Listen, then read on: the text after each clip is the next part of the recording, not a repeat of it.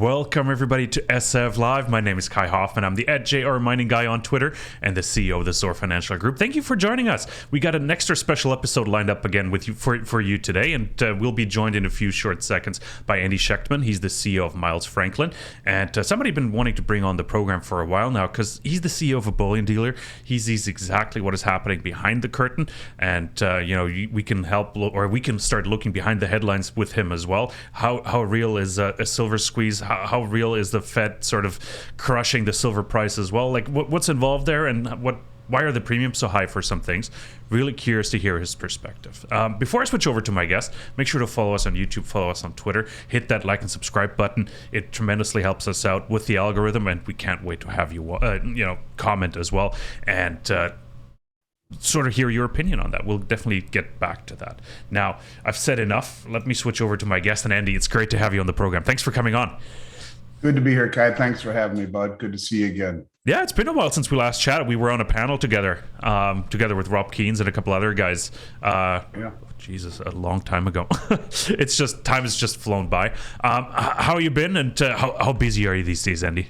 It's funny you say that, because I think the last couple of years, Kai, have blended together, melded together in a way that, I don't know, I find it difficult to keep track of the passage of time. It seems where days seem to blur and weeks seem to blur, and I don't know. It's all, ever since 2020, life has just been upside down. So it's been great. It's been I guess you could say, unlike anything I've ever experienced in 33 years of business. The last 3 years, 2.5 years, have ushered in, I think, kind of a renaissance or an awakening, if you will, in alternative assets. And we've seen a larger groundswell of people who are interested now for the first time ever in precious metals. And with that has come I would say 4, 5, 6x of anything that we've ever done before. So crazy to say the least. Certainly don't feel sorry for me. I feel blessed, but it's been a whirlwind, to say the least. I can imagine. And silver price in particular it's been somewhat volatile as well. Never seen that in my personal opinion. It felt like we dipped down to $18. Now we're back up at $19.40. Sort of counter-cyclical, like trending versus against gold. Like gold is going down and silver's been going up. I haven't really seen that together before. How has that happened? Like, how does that fit in with the physical world as well? Well, the physical world has, I've said for a very long time, Kai, and I get a lot of heat for it. Maybe I don't do a good enough job in explaining myself, if you will. I believe in my soul that this market ultimately will be defined by an inability to readily source product. It used to be my biggest problem was finding clients, not finding product. And now it's inverted.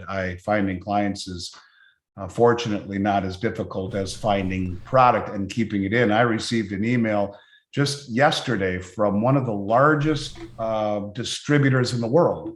And in looking at what they were offering, honest to God, almost every single silver item that they had said sold out, or if it wasn't, it was limited and or delayed. And gold, not so much. I think ultimately that will happen with gold. But the reason I say it will define the marketplace, number one, it's been very difficult to get stuff, and it's getting difficult. But this is with, as Rick Rule, my friend, often talks about, a 0.5% allocation to precious metals. And throughout the entire financial matrix, from Joe Sixpack on the street to the Harvard Endowment Fund. And so when you're talking about just how difficult it is to get precious metals right now, that's with 0.5%. Now, if you go back to 1980, we had an 8% allocation to precious metals. And by extrapolation, if you pick the mean or the average of the last 40 years, that's 2.5%. In other words, anyone who has metals on average would have 2.5% of their assets, of their investable assets, in precious metals. Well, that would represent a fivefold increase in demand in this industry that it certainly cannot handle. So I think that in general, let me shut off this beeping here. Sorry. So in general, the supply has been okay, but it's getting harder and harder and harder. And part of the reason that is that you have an awakening to inflation and geopolitical issues globally. Europe is a basket case, worse than we are here. Most of the mints, 4 of the 6 primary mints, are across the pond. You got the United Kingdom, Australia, South Africa, and Austria. And so all of these countries are experiencing inflation. All of these countries are not immune to geopolitical issues and strife. And so you have a global demand source or base that is competing for product. And, in the years that I've been doing this, in the 33 years I've been doing this, a lot of the time I've been doing this, dollar assets were king. Stocks, bonds, real estate, everything was hunky-dory. There was no reason to worry about protecting your purchasing power. And so, we didn't have to compete with most of the world for product. I would have distributors that would call me and say, listen, let me source or stage, they would say, how about 50,000 silver kangaroos? I'll put them in your vault. I'd say, listen, I don't need them right now. But they'd say, how about we send them to you, put them in your vault. If we need them back, we'll pay to have them shipped back. And in the meantime, you have them there if you need them. Won't charge you anything for them until you use them. Great, I said. So now, Kai, we're buying product 4, 6, 8 weeks in advance, running logistics, hedging it, and watching it, from the time that it leaves the mint in Austria or Australia or the UK, watching it as it goes across the Atlantic, watching it as it gets through customs, running logistics to get it on a BRICS truck and get it across the country, receiving it, checking it in. And before it's even fully checked in, most of it has been pre-sold. This is what it's like nowadays. And that's, when you talk about a just-in-time type of supply chain world we live in, well, precious metals are not immune to that. So I guess in a nutshell, I think it will be the defining characteristic of this market. It's already getting very, very tough. And if we look at what's happening on the COMEX market and the LME, the London Metals Exchange, I think from the top down, it portrays for much more difficulty getting product, because what we are seeing both on the LME and the COMEX are record withdrawals to the point where silver is being bled off of the exchanges at record levels. And, right now there's only, last I checked, somewhere in the neighborhood of 55 million ounces, I think was the number last I saw, in the registered category for silver. And, we've delivered twice that amount just off the ETFs. The authorized participants have backdoored over 100 million ounces in the last 4 months. So you're seeing the lowest amount of silver on the LME, the London Metals Exchange, since they started keeping records. Massive drawdowns on the COMEX, huge drawdowns out the back door of the ETFs by the authorized participants. So you're seeing a bleeding away of physical metal off of the exchanges, where these are the exchanges that provide the 1,000-ounce bars to the mints to make the coins. So it's kind of a trickle-down thing where I think ultimately the mints are going to have a harder time getting silver, kind of like the US mint does right now. And that ultimately is going to feed into what I believe will be a market defined by a very difficult time sourcing product easily and affordably. Very interesting comments there as well. Like, I'm looking at it, and one of the first questions that came to mind is like, who are you mainly competing with, right? Like, who's absorbing all the gold and silver right now in the market space? Obviously, there are other bullion dealers, but is there one big buyer out there? Are there several bigger buyers out there behind anonymous names? Or so is there something you see in the background? And I'm hinting at central banks here, but like, do you see any of that happening? Yeah, well, the central banks and the commercial banks are draining it. In fact, right now, last I looked on COMEX, I believe there was somewhere, like I said, 55 million ounces, and the open interest right now on COMEX is, last I looked, was 1,500% higher than the number of bars in the registered category. So, if you look at what's happening in terms of gold, and you said who's doing it, one of the things that was unusual, Kai, was in 2020, we saw a new group of reportables off the Commitment of Traders report. And so every week, the COMEX market publishes a report that shows the positioning of the largest traders on the exchange. And my entire career, there were two traders. There was the commercials and the specs, as they're called, which are the hedge funds. And there are lots of traders on COMEX, but the biggest ones, the biggest positions are portrayed on the Commitment of Traders report. And it was always just two groups: commercials, JP, Citi, Goldman, Bank of America, hedge funds, called the specs. And as one would go long, the other would go short. And then in 2020, we see this this new group of traders called the others, that they call the other group. They're called others on the reportables. The Commitment of Traders is reporting them, calling them others. And these are supposedly sovereign wealth funds and family offices. So if you look at what happened just about a month ago, we saw in one day 41% of all the gold kilo bars. Now that's an important thing here, and I'll explain in a minute. 41% of all the gold kilo bars taken off of the COMEX. Now, typically the sovereign mints or the sovereign entities like the central banks, they don't buy the kilos. They buy good delivery bars, either 100 or 400 ounce, 400 off of LME, the London Metal Exchange, 100 off of COMEX. I don't even really know why the COMEX holds kilos. Maybe they're mini contracts or whatnot. But so the reason I believe it was the others, or the sovereign wealth funds and the family offices who did this, is because you don't see the central banks doing this. In one day, 41% of all of those kilo bars, or 100, just under 175 million ounces, was withdrawn off the COMEX market in one day. Who the hell's got enough money to take 175 million ounces of gold off in one day? So who is doing this? The most well-funded, well-informed, influential traders on the globe. And, I would argue these people are tied into the people pulling the strings at the highest level. So we have seen, literally, if you go back to 2017, Kai, we have seen a progression of accumulation, and more importantly and more interestingly, a removal of counterparty risk. As in 2017, we saw, starting with the German Bundesbank,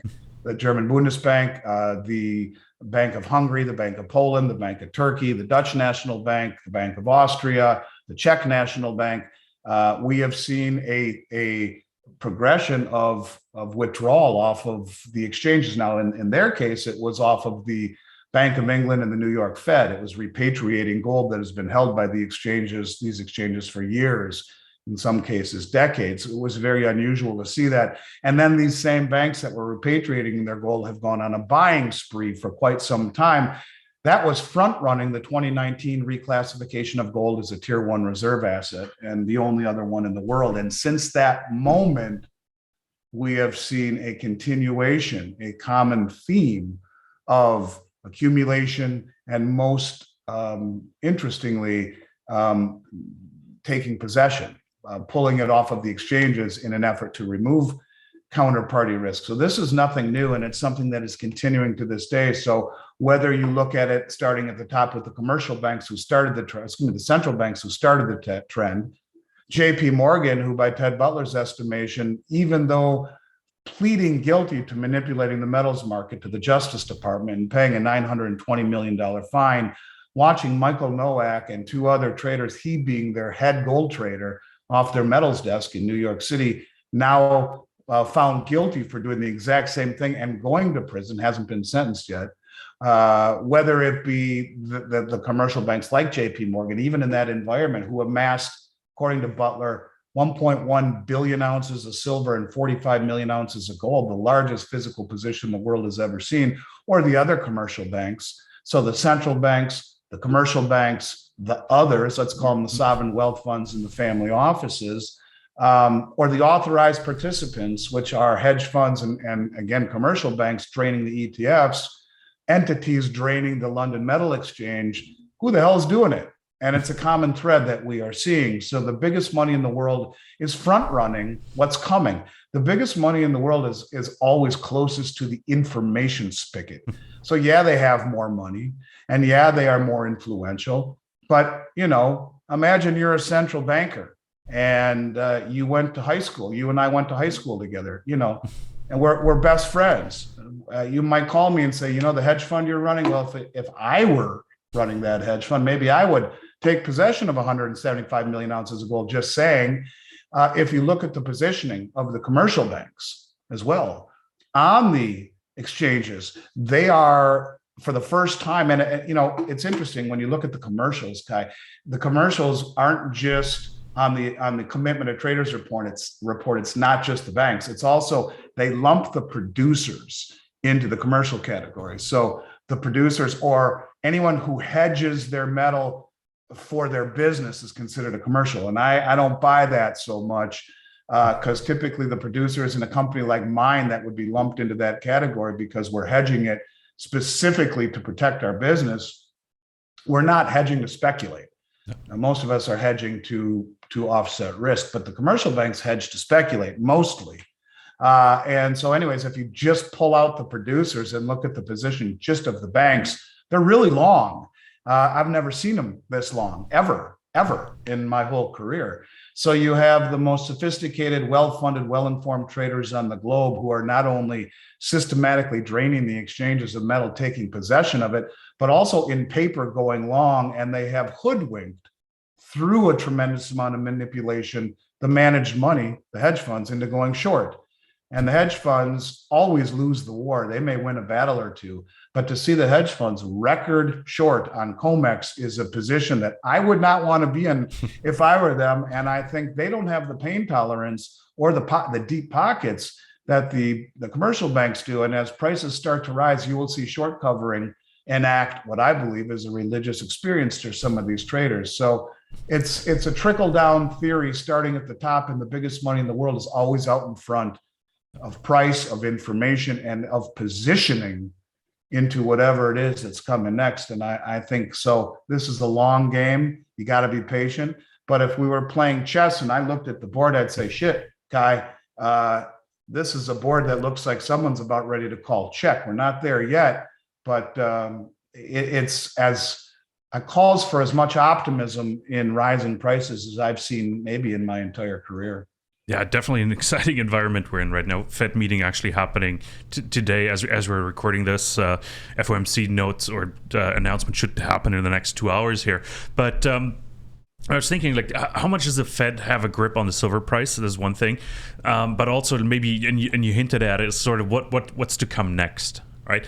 And I like asking that question because I often hear hashtag end the Fed or the monetary system is collapsing. I'm always curious to hear and your thoughts as well. Like what is next? Are we going back to a gold and silver standard? I think the Federal Reserve I think they're full of crap. Let's just call it what it is. I don't think they have any intention on really getting tough on inflation. So let's define a few things. First of all, we define inflation as measured by the CPI right now at 8.5%, but the CPI is complete and total nonsense because it strips out food, energy, and housing. The CPI used to be calculated prior to 1980 in a manner that was a more accurate reflection of inflation. And there's a man named John Williams of shadowstats.com that all he really does is show us the way they used to calculate numbers and what they would be now. Now, in July of this year, the National Bureau of Economic Research, a NBER, a four-letter acronym, they're just another Washington-based think tank. Now, they came out and they said the 16.5% inflation peak, or not peak, number in June or July of 1980, if measured by today's standards, would have been 9.1%. And I think they published that in July specifically to say that the 9.1% inflation that we had in July, if measured the way it used to be, would have at least been 16.5%. Right now, the the numbers that John Williams comes out with is north of 18%. So let's just first and foremost call inflation a scam, not only because the measurements, it behooves the government to understate inflation. And I think, the easiest explanation of that is that the ideal of every nation is obviously to be able to print as much paper as it wants, but at the same time keeping inflation in check. And the question is, how the hell do you do that? And the best way you do that is to lie about the inflation rate, which is exactly what all nations are doing, in particular the Fed. So we have 8.5% inflation right now. We know that's probably 17 or 18%. But even if we believe that nonsense, Volcker says, Powell says he's getting tough on inflation, right? Tough on inflation has been to raise the federal funds rate to 2.25%. That's pussyfooting. That's jawboning. That is not getting tough at all on inflation. If we go back to 1980 and we see what Paul Volcker did with 16 or 17% inflation, Paul Volcker blew up the economy. Paul Volcker blew up inflation. Paul Volcker was the last politician we've ever had with balls and enough conviction to do something that was politically suicidal, in the respect that he raised interest rates on the federal funds rate to 19.75%. That's getting tough on inflation. That is not pussyfooting. That is blowing up inflation at the expense of the economy. But in 1980, we had a surplus. We were not the largest debtor nation on the planet Earth. And when you realize that we have a national debt of north of 30 trillion in unfunded liabilities on our balance sheet as commitments, north of 100 trillion in things like the 55 trillion IOUs in Social Security or Medicare, Medicaid, and government military pensions, all totaled exceed another 100 trillion, 130 to 40 trillion in funded and unfunded liabilities, most of which was accumulated at the lowest interest rates in human history. Raising rates is a real big problem at that rate. And just when you speak of the government's obligation on the funded liabilities, every 1% interest rate increase today represents 300 billion in interest payments to our creditors. And Powell talking about raising rates later today, by anywhere from 75 basis points to 1%. So you're talking 270 to 300 billion in interest payment increases just in that move alone. But is that getting tough on inflation? Hell no, it's not. Because you have inflation at, let's call it 9%, and the federal funds rate, even if they move it up to 3% or 3.25%, on a 10-year treasury note or a 10-year treasury bond, if you're getting 3.5%, which you're not, but let's just say you are, and you have inflation at 8.5%, which is higher, but let's just call it that, that's a negative 5% return, a real return of negative 5%. And so when you talk about gold and silver not paying any interest, it sure beats the hell out of negative 5%. And in real terms, if you really call what inflation is, try negative 15%. And so it's a situation where the numbers on inflation and the Fed it's a lie. And I think there are forces at work that, if you feel like going down the rabbit hole, I'll take you, that will maybe even enact the Great Reset. And it's not the Fed, because I truly do believe Powell and the rest of his cronies and Janet Yellen and all these idiots who have screwed the pooch by creating more money in the last 3 years than the entire history of the country preceding it. More money in the last 3 years than in the entire history of the United States preceding it. And what is inflation? It is always an increase in the money supply, period. It's not Putin. It's nothing else. It's an increase in the money supply. And if you really want to add a little kicker to it, you decrease productivity. Well, what does it sound like we have done for the last 3 years? We've cranked up the money supply. We've kept interest rates suppressed, and we've paid people to sit on their couch eating cookies and playing video games, not producing stuff. More money chasing less stuff.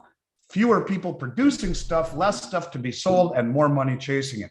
There's your inflation. So, getting tough on inflation is not what they're doing. If they wanted to get tough on inflation, today's federal funds rate would not be risen to 3 or 3.25%. That's complete and total crap. It would be raised the federal funds rate to 10%. Now you got Paul Volcker balls, and now you're doing what it takes to stop inflation. But what does that do to the asset prices? If you have 10% federal funds rate, you have 15, 16, 17% 30-year mortgage. We saw just from raising the federal funds rate from 1 to 2.25%, or 1.5 to 2.25%, the 30-year mortgage doubled from 3 to almost 7%, over doubled. What happens if it's at 10? Right now, you killed inflation, but what did you do to the housing market with 30-year mortgages at 18%, 17%, 16%, whatever it is?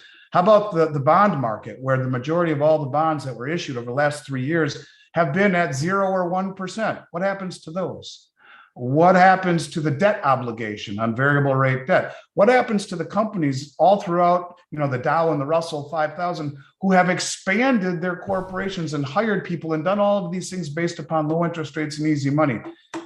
You collapse everything. Stocks, bonds, and real estate are all inversely correlated to a rise in rates and are all, or have been, at all-time highs. And this is the problem. It's either death by hyperinflation or death by the Greatest Depression. This is what is keeping Powell up at night. This is why he has become the greatest pussyfooter of all time, because he's trying to tell us that Paul Volcker was his hero and he's getting tough on inflation, and yet his actions are ridiculously lame, to say the least. So I think you ain't seen nothing yet, I guess, is what I'm getting at. Yeah, no, interesting. Like, I'm really, as I said, I'm really curious to see how this is playing out, right? And the US dollar is extremely strong right now, a bit to my surprise, honestly. But do you see cracks in the system already, or like, are you going to continue this? Like, and I'm just thinking of Japan. It's not really comparable, but their debt to GDP ratio is 240, 250%. We're only at 130% in the US. Do you see cracks in the system, or are we just going to continue as is because nobody's going to call the debt? I see a massive crack, and it's one that I've been the only one talking about for 2 years. And now you're beginning to see more people talk about it. And I've seen it clear as day. And I think if you really take a step back and realize that if they were really getting tough on inflation, then we would see rates rising 2, 3, 4, 5, 6% each meeting, not 75 basis points or 1%, or preceding this 50 basis points. That's not getting tough. I think the real crack is what is happening around the globe. And, I started noticing this trend, as I mentioned, in 2019. Actually, I started noticing in 2017 when all the central banks said, give us back our gold.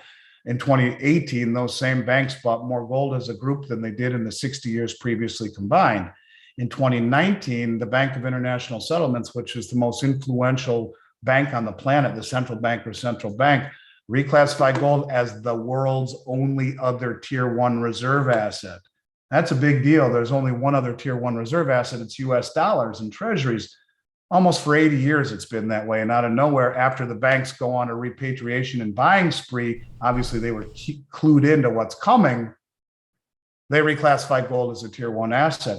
In 2020, we see a continuation of all of the central banks accumulating gold, but then we really see the rise of the Belt Road Initiative. Are you familiar with that by chance, Kai?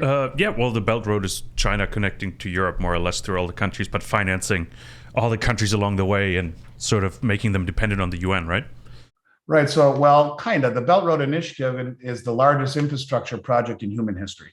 And it is connecting, as you mentioned, not just Asia and Europe, but also Africa. It is industrializing Asia, Africa, parts of Europe, and it's all also going all the way across to South America. And it is the most ambitious infrastructure project in human history.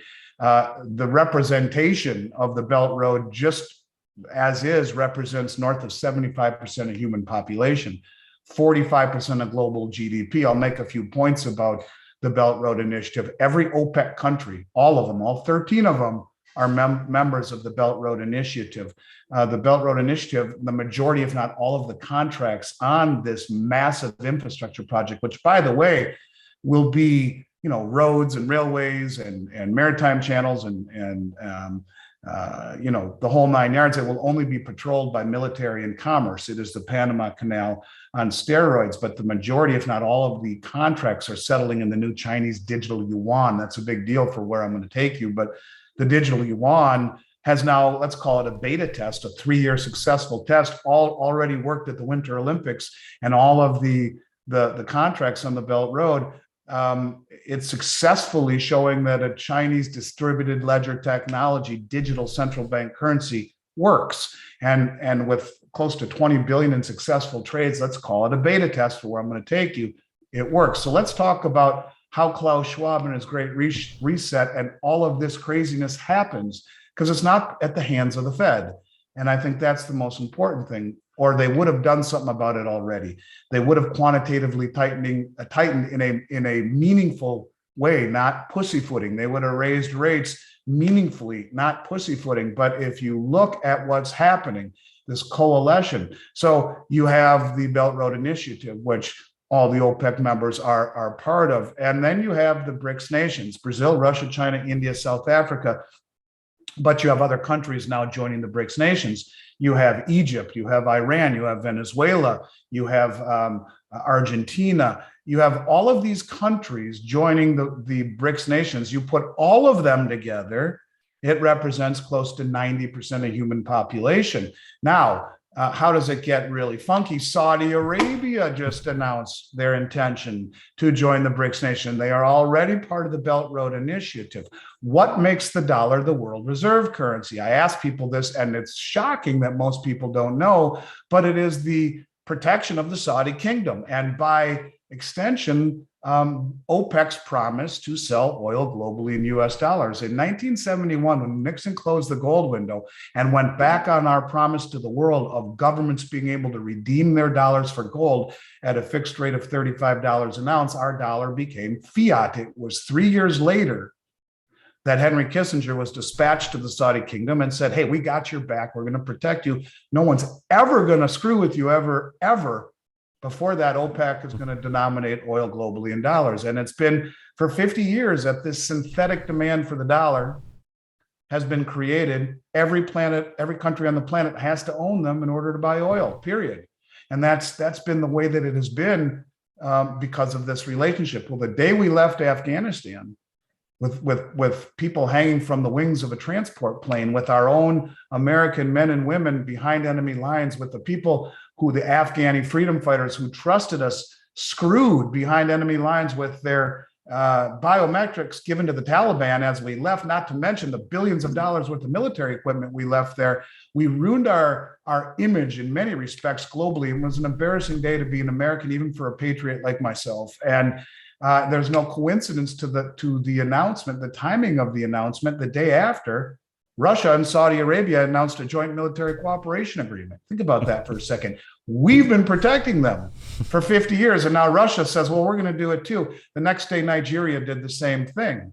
So you're seeing a joint military cooperation agreement between Russia, Saudi Arabia, and Nigeria. Nigeria, part of the Belt Road Initiative. Saudi Arabia, part of the Belt Road Initiative. Oh, well, that sounds to me like they're being protected by China too. Russia being kicked out of the SWIFT system and weaponizing the dollar as the world reserve currency might have been the dumbest thing we could have ever done. We pushed them right into the arms of the Chinese and their CIPS system, the cross interbank payment system, which mirrors SWIFT. You have, because of this rallying cry of Western hegemony and hypocrisy, that rallying cry is, are we next? Are you next, Saudi Arabia? Are you next, China, who's got your eyes set on Taiwan? How does the weaponizing of the dollar serve our purposes when 85% of the world is still trading with Russia? It doesn't. All it has done is piss everyone off and make everyone think those bastards are going to come after us next. So let's coalesce. And what you are seeing is the coalition of 90% of human population into the BRICS nations and on the Belt Road Initiative. And here's what it takes. The system, Kai, is this fragile. You want to talk about the shit hitting the fan and everything blowing up? It happens like this. And how? Saudi Arabia and OPEC stands on a stage on a Sunday night in China, a Monday morning here, arm in arm, and they say, listen, to the West. And by the way, the euro, which is a basket case, they're no better off. They're going to realize how dangerous it is to screw with Russia in December this year when they're freezing to death. But if you're any of these nations, why would you ever trust the European Union or the United States, who have proven to sanction? And in everyone else's minds, we're hypocritical. Look at what we did in Syria. Look at what we did in Iraq. Look at what we did in Libya. We are hypocritical in the world's eyes. Okay, maybe even if you take a step back and speak honestly, we are hypocritical. There were no weapons of mass destruction in Iraq. So, was it about securing a position next to Iran and securing oil and taking their gold? I don't know. But the point of it is we're hypocritical. So, as fragile of a system it is, they say, hey, West, thank you for the memories. Thank you for having our back for the last 50 years. It's been a real joy. But I'll tell you what, we are joining the BRICS nations with our brothers and sisters in 90% of the world's population.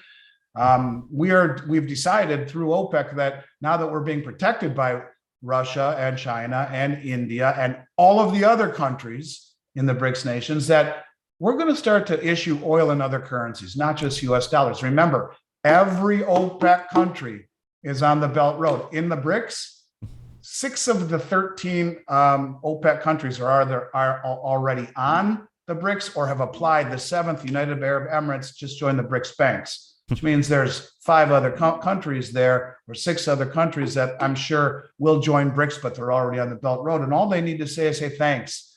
We're going to now open up oil purchases in yuan, in ruble, in rupee, in gold, in euro, and dollars. How about that? And when that happens, bang, every country on the planet that's had to own dollars for the past 50 years will have that moment, just like in trading places when one Duke brother says to the other, sell, Mortimer, sell, because every country will dump dollars. And when every country starts to dump dollars because they no longer need to own it and everyone else is dumping dollars, rendering their holdings worth less and less and less, where do those dollars go? Here, back home. What is the byproduct of hyperinflation, as there is way more money offshore than there is here, and all those dollars hitting in a matter of hours, interest rates spike to the moon. Now, my question to you is, were our leaders that stupid, or was this an intended consequence? Did they realize that 130 trillion of debt, most of it accumulated at the lowest interest rates in human history, could never be paid back? And it's better to find a villain because they're not doing anything about it. We're getting tough on inflation. We're raising rates by 50 basis points. Bull crap you are. In fact, what you're doing is jawboning and pussyfooting. But if Putin and Xi and the BRICS and OPEC do this, as it looks like they are, every day there is another story. The BRICS just came out and said, we're issuing a new world reserve currency, and it's going to be pegged to a basket of commodities. Really, every single country on the BRICS nations, the RICS and BRICS, Russia, China, India, South Africa, or all of the other countries, are the largest accumulators and producers of commodities in the world. So all these countries, think of the Chinese digital yuan, a beta test. What better way to roll out a new distributed ledger technology than to show the pegging, the immutability of the pegging of all of these countries, pegging commodities, gold, silver, oil, grain, sugar, whatever it is. Everyone not only is coalescing against the rallying cry of hypocrisy and of sanctions and all of these things that the West are doing, but that's not enough. You need to do it the right way. And everyone needs to have the seat at the table based upon what they've pledged and the immutability of it and the veracity. Don't believe me, look at the distributed ledger. There it is.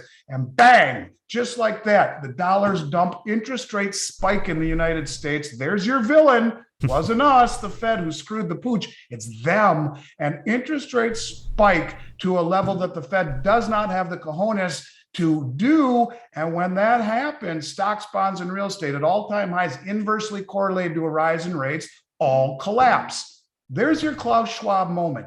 In the matter of 1 second, dollars, stocks, bonds, and real estate all collapse and bring everyone down to a common denominator.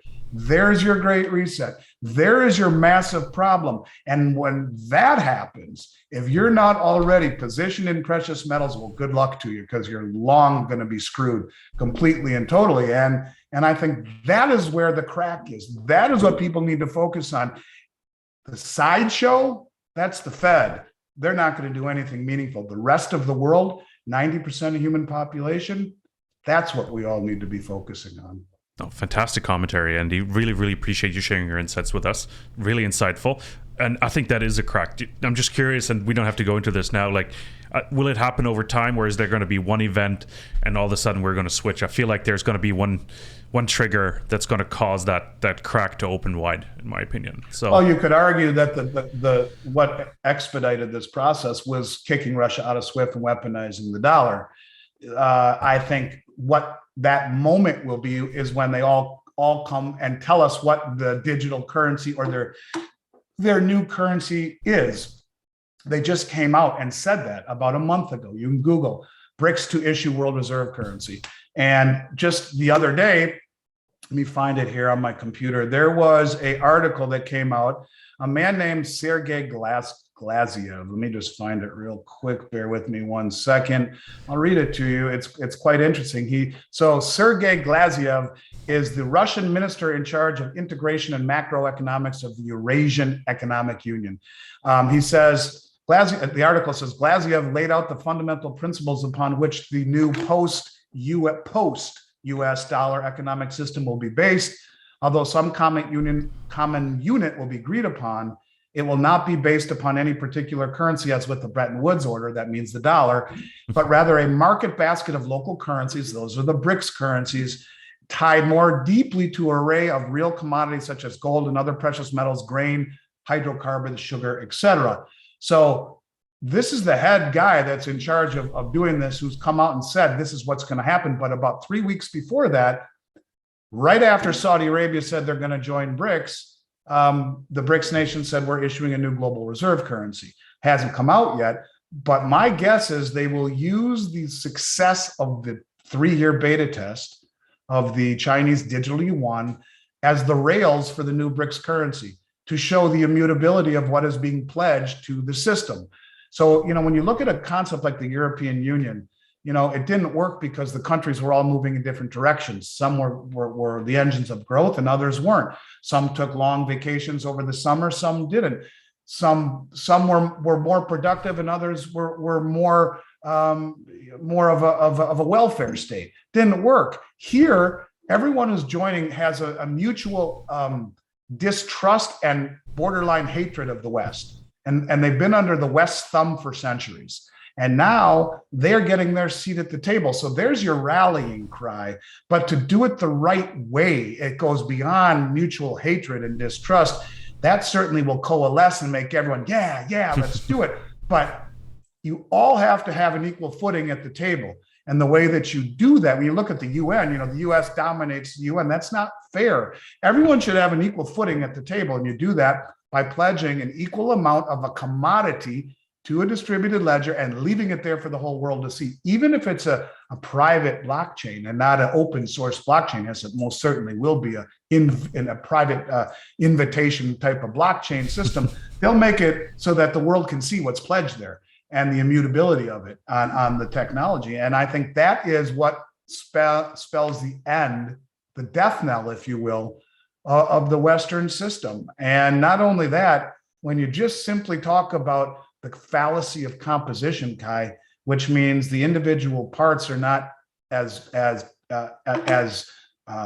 significant as they are all together, whether it be economically or militarily. Each and every one of those countries would not want to go to war economically or militarily with the US, not even China. It wouldn't do them any good. But put them all together, and it is one hell of an adversary where you have all of these countries together, which represent 90% of human population.